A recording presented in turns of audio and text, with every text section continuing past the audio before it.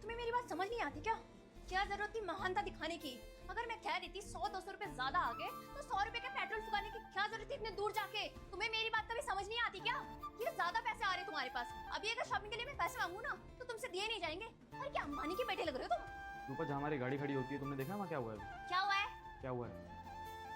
जब हम car park करते हैं ना ऊपर, वहाँ एक पेड़ गिरा हुआ। और अगर मैं अपनी गाड़ी भी नहीं निकालता ना तो वो पेड़ शायद हमारी गाड़ी भी गिरा होता। हमारी जानकारी के लिए मैं इतना बता दूँ कि हमारी गाड़ी का इंश्योरेंस कल रात को ही खत्म हुआ। इसका मतलब लाखों का नुकसान होता है। अब अगर मैं उस इंसान के 200 रुपये लौटाने गया ना तो लाखों रुपए बचे हमारे। और ये बात मैं तुम्हें कब से समझाने की कोशिश कर रहा हूँ रूपा। कभी किसी इंसान के हक के पैसे नहीं मारने चाहिए कि बेईमानी से जो इंसान बड़ा बनता है ना, बड़ा तो बन जाता है, लेकिन कहीं ना कहीं उसके मन में ना एक अशांति सी रहती है जो कि मेरे मन में कभी नहीं रहती। तुम्हें 100 रुपये का पेट्रोल दिख गया लेकिन मेरी ईमानदारी नहीं दिखी तुम्हें। रूपा अगर मैं चाहूँ ना तो करोड़ों की प्रॉपर्टी बना सकता हूँ, लेकिन मुझे बेईमानी का पैसा चाहिए नहीं।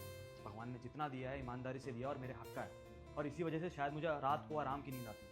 और यही बात मैं तुम्हें समझाना चाहता हूँ कि कभी भी किसी का हक का पैसा नहीं मारना चाहिए और हमेशा इंसान की इज्जत करनी चाहिए। अगर तुमने वो चीज़ नहीं खरीदी है इसका मतलब वो तुम्हारी नहीं है। भले ही तुम उसको खरीदने वाले हो, लेकिन जब तक तुमने नहीं लिया तब तक तुम्हारा फर्ज बनता है कि तुम उससे पूछो। वही चीज़ मैं तुम्हें वहाँ समझाने की कोशिश कर रहा था, लेकिन तुमने मेरी बात सुनी नहीं। और सेम बात यहाँ हो गई। मैंने तुमसे कहा कि मैं लौटा के आता हूँ, उल्टा तुम मेरे पे गुस्सा कर रही हो।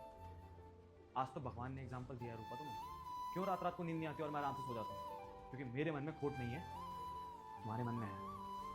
और अब मैं तुम पर गुस्सा नहीं कर रहा हूँ रूपा, बहुत प्यार से तुम्हें समझा रहा हूँ ये चीज़ कि कभी भी किसी इंसान के साथ गलत मत करो, क्योंकि तुम अगर किसी के साथ गलत नहीं करोगे ना तो भगवान तुम्हारे साथ सही करेगा। मुझे ये बात बहुत सालों पहले समझ में आ गई थी, तुम्हें भी जितनी जल्दी समझ में आ जाएगी तुम्हारे लिए अच्छा है।